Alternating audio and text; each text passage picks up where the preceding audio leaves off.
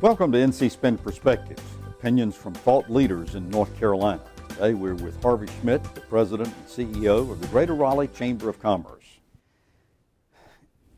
In this situation where we're getting 100,000 new people per year moving into North Carolina, the urban metro areas are getting a lot of that growth and a lot of prosperity and economic development that comes along with it.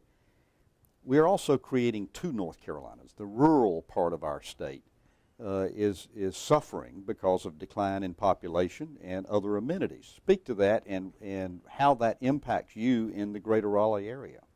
Well, I think there are a lot of shades of gray in that space, but I do think as a whole, the urban areas, for as long as I've been in economic development in the Southeast, which is over 30 years, have been where the action is. If you're not within 50 miles of an urban core, it's a hard thing to try and attract jobs. And increasingly, as you look globally, urban areas are accruing populations and rural areas are dropping out. And it's not because the rural areas are somehow deficient, it's just the way people choose to live their lives and the kind of amenities that they're looking for.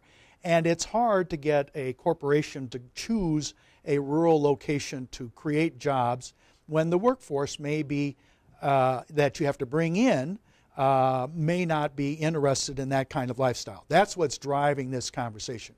I think the big challenge for the state is how do you create a flexible workforce, a smart workforce statewide that can move to where the jobs are, as opposed to trying to create something that fundamentally runs against what I think is the normal economic trends that exist in the market. And I think that's where I think we're too politically shy about sharing the fact that the marketplace is demanding where jobs are. It isn't because of some failed policy. You know, this is the story. This is the history of how the South became developed to start off with, because most of the mechanization, industrialization that we had came from up north. And so the jobs have always moved to where it was attractive for people to live and work. Well, and there are some opportunities as we get to advanced manufacturing for some of those communities to still prosper. But the reality is not all of them are. And some are going to grow up as very strong agricultural centers, and there's a certain level of the economy that it can operate in that space. But it's not like you're going to be able to move Red Hat to a small community somewhere down east and expect it to thrive. It just doesn't make economic sense from the standpoint of the corporation. And I don't think I don't believe we're being honest with the population about those realities. We need to be investing in education so that the people that are growing up in those rural areas, as the marketplace continues to adjust, they can migrate their skills to where the jobs are.